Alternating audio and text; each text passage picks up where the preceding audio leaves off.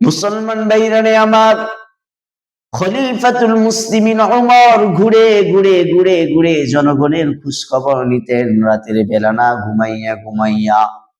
একদিনের ঘটনা, খলিফাতুল মুসলিমিন ওমর জনগণের খোঁজ খবর, জনগণের হালত জানার জন্য বের হলেন। বের হতে হতে বুড় হইয়া যাওয়া উপক্রম। ইতিমধ্যে খলিফাতুল মুসলিমিন হযরতে ওমরের কর্ণকুহরে আওয়াজ পৌঁছল। একজন বৃদ্ধা মহিলা, একজন যুবতী মেয়েকে বলতেছে, ও মেয়ে আমার, ঘুম থেকে ওঠো, দুধ দহনের সময় হয়ে গিয়েছে। ও দুনিয়ার মুসলমান, দুধ দহন করলো, করার পর অন্য দিনের তুলনায় দুধের পরিমাণটা স্বল্প।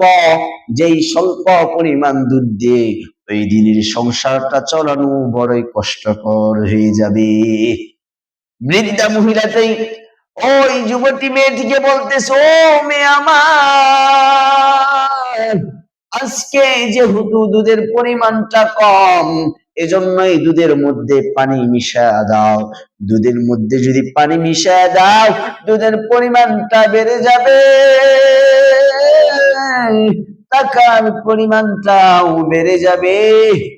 এবার যুবতী মেয়েটি বলে, ও মা, খলিফাতুল মুসলিমিন ওমর নিষেধ করেছেন দুধের মধ্যে পানি মিশানো যাবে না।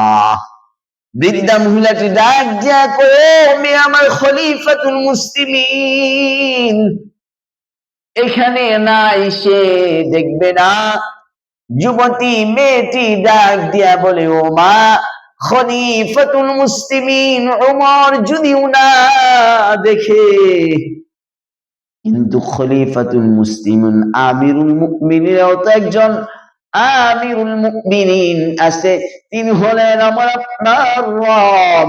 পৃথিবীর সবার চক্ষু ফাঁকি দেওয়া যায়, কিন্তু আল্লাহ পাক রব্বুল আলামিনের চক্ষু ফাঁকি দেওয়া যায় নাই। ও মা আমার, পৃথিবীর সমস্ত মানুষের চক্ষু ফাঁকি দেওয়া যায়, কিন্তু রব্বুল আলামিনের চক্ষু তো ফাঁকি দেওয়া যায় না।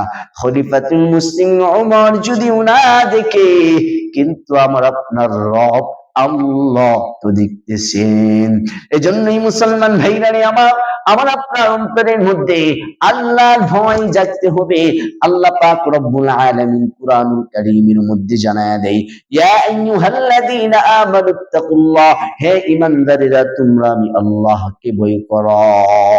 ও দুনিয়ার মুসলমান, যখন আমার আপনার অন্তরের মধ্যে আল্লাহর ভয় জাগবে, আল্লাহর ভয় আমার আপনার অন্তরের মধ্যে কাজ করবে, তখনই আমি আপনি সমস্ত অপকর্ম, সমস্ত গুনাহ থেকে বাঁচতে পারবো।